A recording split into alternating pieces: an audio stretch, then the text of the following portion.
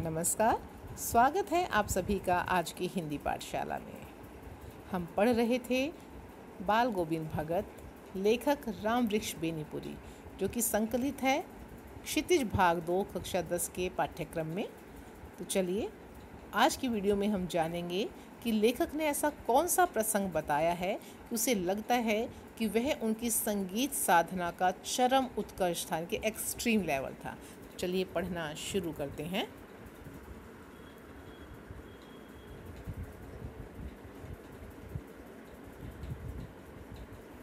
पृष्ठ 72 पर हम हैं। अंतिम अनुच्छेद। बाल गोविंद भगत की संगीत साधना का चरम उत्कर्ष उस दिन देखा गया जिस दिन उनका बेटा मरा। इकलौता बेटा था वह, कुछ सुस्त और बोदा सा था। एक ही बेटा था उनका, उसकी मृत्यु हो गई थी। वह कुछ कमज़ोर था, शारीरिक मानसिक रूप से कमज़ोर था, किंतु इसी कारण बाल गोविंद भगत उसे और भी मानते, उसे बहुत तवज्जो देते, क्योंकि उनके हिसाब से अगर किसी में कुछ शारीरिक या मानसिक कोई कमी है तो उसे कुछ अधिक स्नेह, प्यार और दुलार की आवश्यकता होती है। तो इसी कारण वो उसे और मानते थे।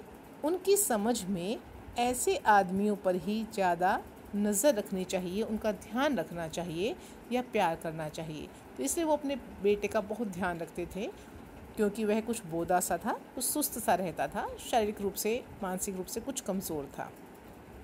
मानसिक रूप से कि बुद्धि बहुत कुशाग्र बुद्धि नहीं था, समझ कम थी, क्योंकि ये निगरानी और मोहब्बत के ज़्यादा हकदार होते हैं। तो उन्हें लगता था कि ऐसे व्यक्तियों को, ऐसे बच्चों को अधिक देख रेख की और प्यार की आवश्यकता होती है। तो इसलिए वो कोई कमी नहीं रखते थे अपने बेटे के प्रति।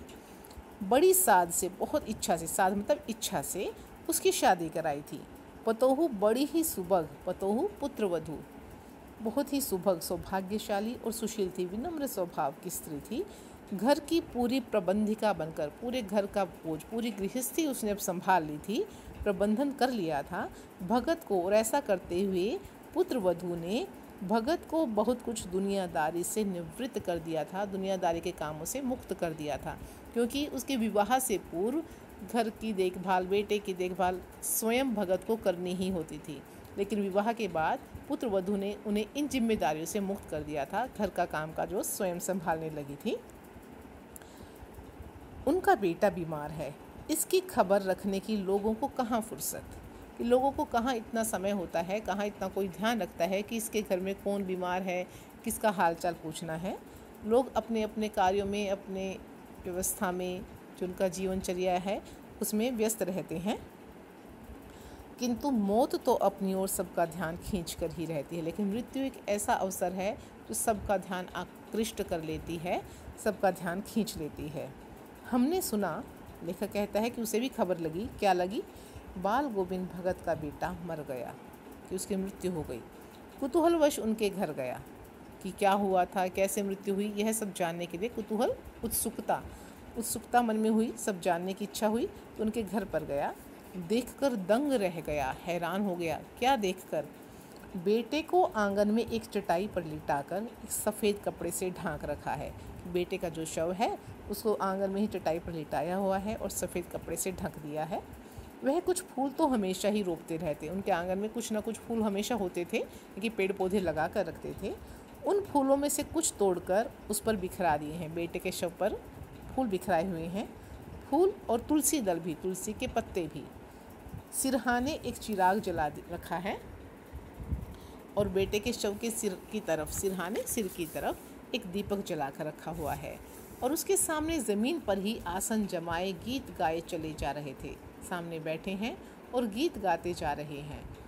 यही कारण है कि लेखक उसे देखकर हैरान हैं कि इकलौते बेटे की मृत्यु हो गई है और वो आसन जमाकर गीत गा रहे हैं, क्योंकि सामान्य जो लोग हैं ऐसी स्थिति में ऐसा करते ही नहीं हैं, और ना ही ऐसा व्यवहार उनके लिए अपेक्षित होता है। तो उन्हें बहुत अजीब लगता है कि ऐसा कैसे। वही पुराना स्वर, वही पुरानी तल्लीनता, उतने ही भाव विभोर होकर वो गीत गा रहे हैं जैसा हमेशा गाते थे। बेटे की मृत्यु पर भी वैसी ही स्थिति है। घर में पतोहू रो रही है, पुत्रवधू रो रही है कि उसके पति का देहांत हो गया है, जिसे गांव की स्त्रियां चुप कराने की कोशिश कर रही हैं। किंतु बाल गोविंद भगत गाए जा रहे हैं, पुत्र वधू रो रही है, वो गीत गाए जा रहे हैं। हाँ, गाते गाते कभी कभी पतोहू के नज़दीक भी जाते, बीच बीच में उसके पास जाते और उसे रोने के बदले उत्सव मनाने को कहते कि बेटा रोने का समय नहीं है, यह तो उत्सव मनाने का समय है। तो यह भी एक अचंभित करने वाली बात है सामान्य लोगों के लिए कि मृत्यु के समय को उत्सव मनाने की बात कर रहे हैं। उनका मानना क्या था? ये बातें हैं, आत्मा परमात्मा के पास चली गई, विरहिणी अपने प्रेमी से जा मिली। यही वजह है कि वो कहते हैं कि उत्सव मनाने का समय है, कि उनके विचार हैं कि जो आत्मा है, जीवात्मा, हम लोगों में जो आत्मा होती है वो परमात्मा ईश्वर का ही एक अंश होती है जो उससे अलग होकर हमारे पास आ गई थी। अब मृत्यु हुई है तो वापस आत्मा जो है परमात्मा के पास जाएगी, अपने भाग से जा मिलेगी। तो उन्हें लगता है कि यह तो खुशी की बात है, उत्सव मनाने की बात है, रोने की नहीं है। तो आत्मा परमात्मा के पास चली गई, विरहिणी जो विरही आत्मा परमात्मा से दूर हो गई थी, अपने प्रेमी से अर्थात ईश्वर से जाकर मिल चुकी है। विरहिणी आत्मा के लिए आया है और प्रेमी ईश्वर के लिए आया है। भला इससे बढ़कर आनंद की कौन बात? इससे बड़ी आनंद की बात और हो ही क्या सकती है कि जो कोई बिछड़ा हुआ था अंश, वह अपने परम अंश में जाकर मिल गया। मैं कभी कभी सोचता यह पागल तो नहीं हो गई, क्योंकि सामान्य लोग तो इसे कहेंगे कि दिमागी संतुलन खराब हो गया है, इसीलिए ऐसी बातें कर रहे हैं।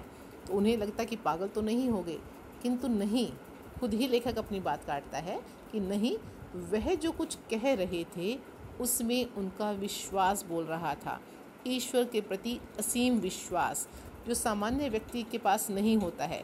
सामान्य व्यक्ति जब खुश होता है, उसे सुख मिलता है तो बड़ा प्रसन्न है, लेकिन कि हाँ भगवान की कृपा से सब कुछ मेरे पास है, इतना कह देगा। लेकिन अगर कोई दुख की घड़ी आती है, उसे उसका कुछ छिन जाता है, तो शिकायतों का पिटारा लेकर भगवान को कोसना शुरू कर देता है, शिकायतें करना शुरू कर देता है। वहाँ पर उसका विश्वास डगमगा जाता है। बेशक कोई कहे कि मेरी भगवान में पूर्ण आस्था है, आस्था जब तक सुख है उसके पास, वह कहता कि हाँ ईश्वर में आस्था है, लेकिन जैसे ही कोई दुख की घड़ी या संकट की घड़ी आती है तो वह कहता है भगवान कहाँ गया, जीवन में दुख दे दिया, तो उसे बहुत उलाहने दे डालता है। अर्थात उस स्थिति में उसका भगवान से विश्वास हट जाता है, डगमगा जाता है। लेकिन जो बाल गोविंद भगत हैं, उनका विश्वास मृत्यु की स्थिति में भी नहीं डगमगाता है। तो वह चरम विश्वास, यही विश्वास चरम होता है, हमेशा रहने वाला, वह चरम विश्वास जो हमेशा ही मृत्यु पर विजयी होता आया है, ऐसा ही विश्वास मृत्यु पर विजय प्राप्त कर सकता है जो बाल गोविंद भगत के पास था। तो इस वीडियो में हम इतना ही पढ़ेंगे। आगे देखते हैं कि ऐसी स्थितियां कौन सी रही हैं समाज की जिनका उन्होंने विरोध किया। अपने जीवन में ऐसे कुछ प्रसंग उनके जीवन में आए जो हमारे लिए एक आदर्श समाज के लिए स्थापित हो सके हैं कि हमें भी वैसा ही करना चाहिए, जो हमें शिक्षा देते हैं, प्रेरणा देते हैं। तो चलिए अगली वीडियो में मिलते हैं और देखते हैं कि किन रूढ़ियों के खिलाफ उन्होंने कोई कदम उठाया। आज के लिए धन्यवाद।